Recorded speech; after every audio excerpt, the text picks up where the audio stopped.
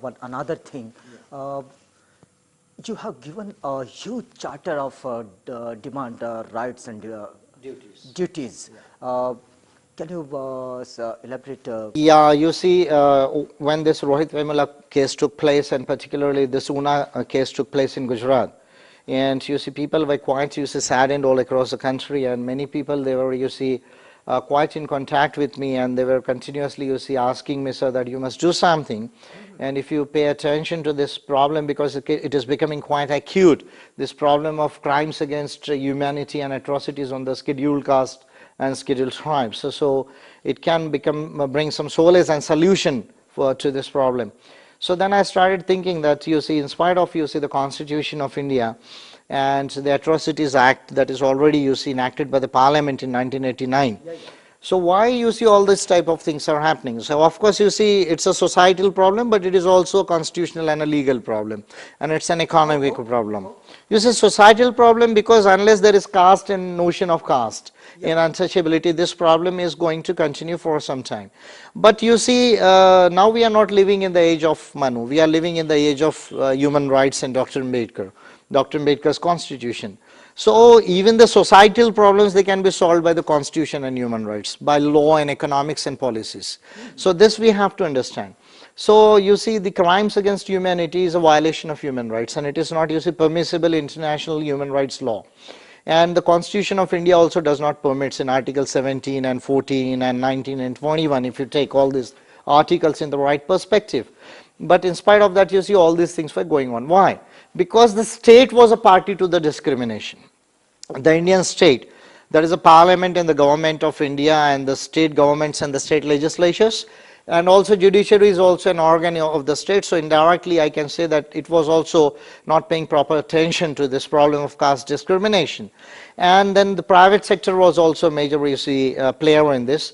And the non-state actors means all this Hindu communal organizations, caste Hindu communal organizations, the Gaurakshaks and all those, you see, organizations. Yeah.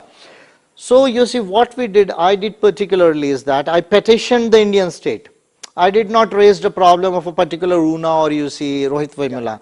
I petitioned Indian state under the Human Rights International Law and under the Constitution of India. And I, you see, elaborated 100, you see, policy solutions in this, along with the legal and institutional solutions. And I said that it is binding upon the Indian state and they will have to do it. So I petitioned it on 15th August 2016 and 15th September also 2016. Two major petitions are there. And now you see, after that you will find that the atrocities are in control now in country. Are in control now. But what is outcome? Outcome is, the major outcome is that, you see, for the first time after the demise of Baba Saheb Ambedkar in the constitutional history of India, a petition of 30.5 crore SC/ST population has been accepted by the National Human Rights Commission and has been accepted by the Parliament of India. And it has also been referred by the President's Secretariat and the PMO.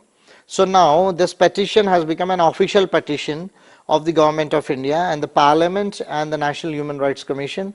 And the National Human Rights Commission has categorically, you see, given time to the Government of India to take action on this petition. And Have you received any answer? Yeah, I'm already receiving answers now, and they are doing much on that. But there are 100 points, so it involves the amendment of the Constitution, the amendment of the Atrocities Act and Civil Rights Act and the Manual Scavenging Act and the PESA Law and the Forest Rights Act to make them more stronger in the perspective of guaranteeing the human rights, particularly 3 generations of human rights: civil and political rights, economic, social and cultural rights, and collective rights. But who will monitoring this? I am monitoring myself now, and if they do not, you see, act on this, I am going to take one major action now in India, and if required, you see, can take this issue at the global level also.